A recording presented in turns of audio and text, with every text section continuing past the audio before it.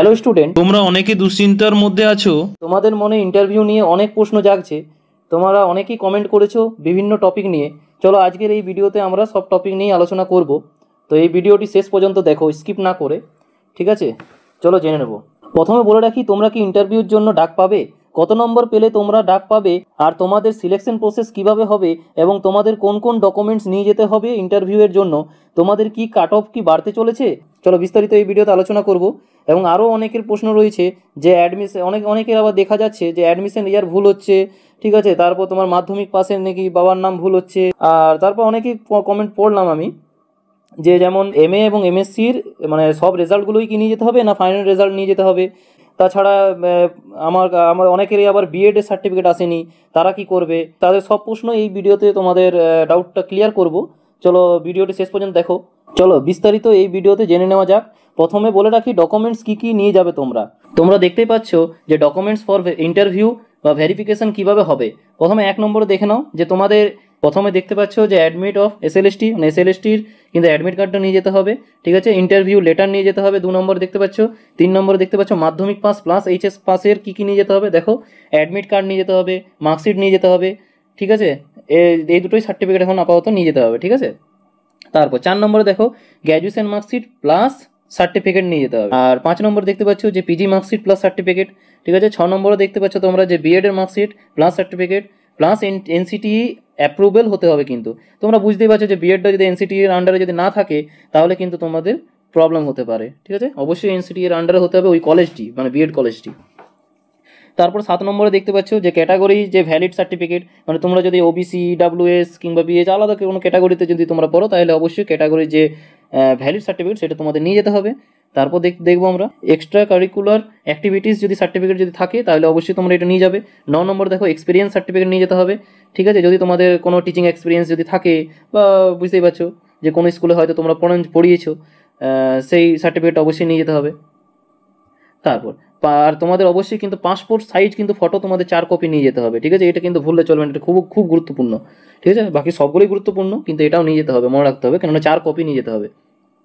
তারপর দেখবো photo ID proof, যেমন আধার, ভোটার, তোমার তো পেচান তো দিতে হবে কিছু, মানে তোমার আইডি প্রুফ তো দিতে হবে যে তুমি কোথাকার বাসিন্দা, কোথাকার ইয়ে, তাই জন্য তোমাদের ফটো আইডি প্রুফ যেমন আধার, ভোটার দিতে হবে, ঠিক আছে? তারপর দেখে নেবো যে 12 নম্বরে দেখে নেবো তোমাদের জেরক্স অফ অল 2 সিটস, মানে কিন্তু এই যে যতগুলো বললাম 11টি, সেগুলো কিন্তু অবশ্যই 2 কপি করে জেরক্স নিয়ে যাবে, ঠিক আছে? এটা কিন্তু ভুলো না।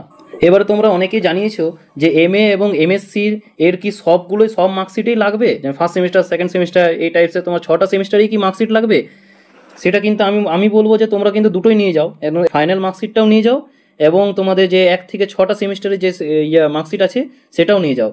আর তোমরা যদি 6টা সেমিস্টার যদি না পাচ্ছ তাহলে অবশ্যই এর রিলেটেড একটা ভিডিও বানিয়ে দেবো যদি তোমরা চাও, ঠিক আছে? কমেন্ট বক্সে জানাবে যে তোমরা কীভাবে বের করবে সার্টিফিকেটগুলো, তাহলে আমরা আলাদা করে একটা ভিডিও বানিয়ে দেবো, ঠিক আছে? তোমরা কমেন্ট বক্সে অবশ্যই জানাবে।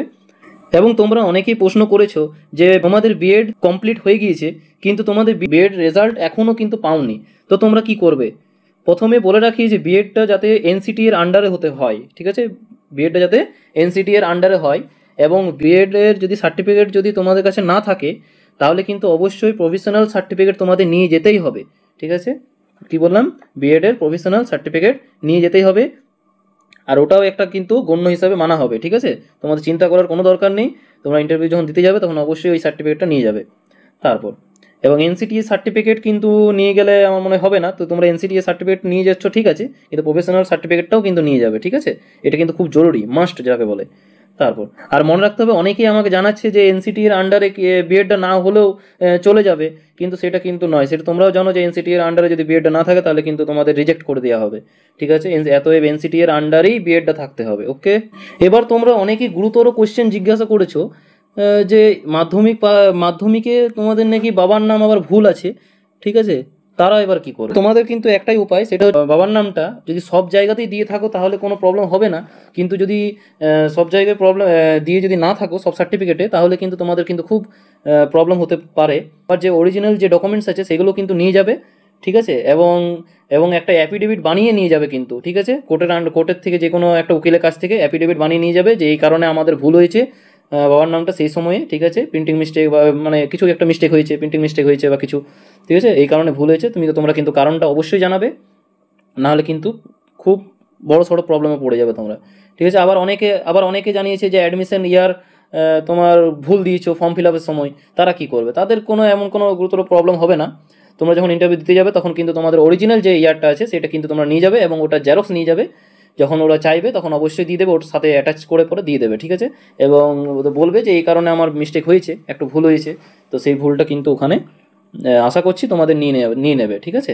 কোনো চিন্তার কোনো কারণ নেই যদি অ্যাডমিশন ইয়ার যদি ভুল করে থাকো যে তোমার ফর্ম ফিল আপের সময়। এবার জেনে নেবো যে তোমাদের 11-12-এর কাট অফ কি বাড়বে নাকি কমবে। প্রথমে বলে রাখি তোমাদের কাট অফ কিন্তু 9-10-এর তুলনায় কিন্তু কম যাবে, ঠিক আছে।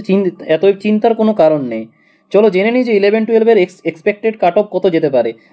আমরা আগের ভিডিওতে জানিয়েছি যে 9-10-এর কাট অফ কত যেতে পারে, এবং ওই নম্বর যদি তোমাদের থাকে বা 1-2 নম্বর এদিক ওদিক হতে পারে, তাহলে কিন্তু অবশ্যই তোমরা কিন্তু ইন্টারভিউর জন্য ডাক পাবে, ঠিক আছে। আজকে আমরা জেনে নেবো যে 11-12-এর এক্সপেক্টেড কাট অফ কত যেতে পারে। চলো এক এক করে জেনে নিই। তোমরা দেখতে পাচ্ছ West Bengal SLST 2025 cut off 11-12-এর অল সাবজেক্ট মেল এবং ফিমেলের জন্য, ঠিক আছে, কাট অফ আউট অফ 60। চলো সাবজেক্ট ওয়াইজ দেখে নিই। দেখো UR, OBCA, OBCB, SC, ST, EWS, PWD। চলো প্রথম সাবজেক্টটা দেখো তোমাদের বেঙ্গলি, ঠিক আছে। বাংলাতে দেখো কত URদের কাট অফ যেতে পারে। এটা যাবে কিন্তু 45 থেকে 48, OBCA-তে যাবে 42 থেকে 46, OBCB-তে যাবে কিন্তু 41 থেকে 45, SC-তে যাবে 38 থেকে 42, ST-তে যাবে 34 থেকে 38, EWS-এ যাবে 44 থেকে 47, PW-তে যাবে 30 থেকে 35। এবার জেনে নেবো যে ইংলিশে কত যেতে পারে। ইংলিশে যাবে তোমার দেখো 46 থেকে 49, OBCA-তে যাবে 43 থেকে 47, OBCB-তে যাবে 42 থেকে 46, SC-তে যাবে 39 থেকে 43, ST-তে যাবে 35 থেকে 39, EWS-এ যাবে 45 থেকে 48, PWD-তে যাবে 41 থেকে 31 থেকে 36। এবার জেনে নেবো যে হিস্ট্রিতে কত যেতে পারে। 42 থেকে 46 জেনারেল কাস্টে। OBCA-তে যাবে তোমার 40 থেকে 44, OBCB-তে যাবে 39 থেকে 43, SC-তে যাবে তোমাদের 36 থেকে 40, ST-তে যাবে 32 থেকে 36, EWS-এ যাবে 41 থেকে 45, PWD-তে যাবে 28 থেকে 34। তারপর জিওগ্রাফিতে দেখো UR-দের কাট অফ কত যেতে পারে। 43 থেকে 47, OBCA-তে যাবে 41 থেকে 45, OBCB-তে যাবে 40 থেকে 44, SC-তে যাবে 37 থেকে 41, আর ST-তে যাবে তোমার 33 থেকে 37, EWS-এ যাবে তোমার 42 থেকে 46, PWD-তে যাবে 29 থেকে 35। তারপর দেখো পলিটিক্যাল সায়েন্সে দেখো UR-দের কাট অফ কত যাবে। প্রথমে দেখে নিই UR-দের কাট অফ হচ্ছে তোমার 42 থেকে 46 যাবে, OBCA-তে যাবে 40 থেকে 44, OBCB-তে যাবে 39 থেকে 43, SC-তে যাবে তোমাদের 36 থেকে 40, ST-তে যাবে 32 থেকে 36, EWS-এ যাবে তোমার 41 থেকে 45, PWD-তে যাবে 28 থেকে 34। এবারে জেনে নেবো যে সংস্কৃতে কত যেতে পারে UR-দের কাট অফ। 42 থেকে 46, ঠিক আছে। OBCA-তে যাবে 40 থেকে 44, OBCB-তে যাবে 39 থেকে 43, SC-তে যাবে 36 থেকে 40, ST-তে যাবে 33 থেকে 35, এবং EWS-এ যাবে তোমার 42 থেকে 46, PW-তে যাবে 29 থেকে 35। তারপর জেনে নেবো যে ফিলোজফিতে কত যেতে পারে UR-দের কাট অফ। চলো জেনে নিই। 41 থেকে 45, OBCA-তে যাবে 39 থেকে 43, OBCB-তে যাবে 38 থেকে 42, SC-তে যাবে 35 থেকে 39, ST-তে যাবে 31 থেকে 35, EWS-এ যাবে তোমার 40 থেকে 44, PWD-তে যাবে 27 থেকে 33। তারপর জেনে নেবো এডুকেশনে কত যেতে পারে তোমার UR-দের কাট অফ। চলো জেনে নেবো এটা যাবে UR-দের কাট অফ যাবে 40 থেকে 44, OBCA-তে যাবে 38 থেকে 42, OBCB-তে যাবে 37 থেকে 41, SC-তে যাবে 34 থেকে 38, ST-তে যাবে 30 থেকে 34, EWS-এ যাবে তোমার 39 থেকে 43, আর PWD-তে যাবে তোমার 26 থেকে 32। এবার জেনে নেবো যে উর্দুতে কত যেতে পারে। উর্দুতে যাবে তোমার 41 থেকে 45, ঠিক আছে, জেনারেল কাট অফ, এবং 39 থেকে 43 তোমার OBCA-তে কাট অফ যাবে, ঠিক আছে। OBCB-তে যাবে তোমার 38 থেকে 42, SC-তে যাবে 35 থেকে 39, ST-তে যাবে 31 থেকে 35, EWS-এ যাবে 43 থেকে 47, PWD-তে যাবে 30 থেকে 36। এবার জেনে নেবো ম্যাথমেটিক্স সাবজেক্টে তোমাদের UR-দের কাট অফ কত যেতে পারে। সেটা হচ্ছে তোমার 44 থেকে 48, OBCA-তে যাবে তোমার 42 থেকে 46, OBCB-তে যাবে তোমার 41 থেকে 45, SC-তে যাবে 38 থেকে 42, ST-তে যাবে 34 থেকে 38, EWS-এ যাবে তোমার 43 থেকে 47, PWD-তে যাবে 30 থেকে 36। তারপর জেনে নেবো ফিজিক্সে কত যেতে পারে। ফিজিক্সে UR-তে কাট অফ যেতে পারে 43 থেকে 47, OBCA-তে যেতে পারে 41 থেকে 45, OBCB-তে যেতে পারে 40 থেকে 44, SC-তে যেতে পারে তোমার 37 থেকে 41, ST-তে যাবে 33 থেকে 37, EWS-এ যাবে তোমাদের 42 থেকে 46, PWD-তে যাবে 29 থেকে 35। তারপর জেনে নেবো আমরা কেমিস্ট্রিতে তোমাদের UR-দের কাট অফ যাবে 43 থেকে 47, 41, OBCA-তে যাবে তোমার 41 থেকে 45, OBCB-তে যাবে তোমার 40 থেকে 44, SC-তে যাবে 37 থেকে 41, এসটিতে যাবে 33 থেকে 38, ইডব্লিউএসে যাবে 43 থেকে 45, পিডব্লিউডিতে যাবে 30 থেকে 33। তারপর জেনে নেবো তোমাদের বায়োলজি সাবজেক্টে তোমার কত যেতে পারে। দেখো ইউআরতে কাট অফ যাবে তোমার 42 থেকে 46, ওবিসি এতে যাবে 44 থেকে 45, ওবিসি বিতে যাবে 39 থেকে 43, এসসিতে যাবে তোমার 36 থেকে 40, এসটিতে যাবে তোমার 32 থেকে 36, ইডব্লিউএসে যাবে 41 থেকে 45 এবং পিডব্লিউডিতে যাবে তোমাদের 28 থেকে 34। এবারে দেখে নেবো যে তোমাদের অনেকেরই কম্পিউটার সায়েন্স আছে, তাদের কম্পিউটার সায়েন্স নিয়েও বলে দিই, একটু জানিয়ে রাখি যে ইউআরতে কাট অফ যাবে 44 থেকে 48, ওবিসি এতে যাবে 42 থেকে 46, ওবিসি বিতে যাবে 41 থেকে 45 ও এসসিতে যাবে তোমাদের 38 থেকে 42, এসটিতে যাবে 34 থেকে 38, আর ইডব্লিউএসে যাবে 43 থেকে 44 আর পিডব্লিউডিতে যাবে 28 থেকে 34। এবার তোমরা দেখলে যে এই কাট অফটা কিন্তু তোমাদের মধ্যে মিলিয়ে নাও। যদি তোমাদের এর আশেপাশে যদি তোমাদের নাম্বার থাকে তাহলে অবশ্যই তোমরা কিন্তু ইন্টারভিউর জন্য ডাক পাবে।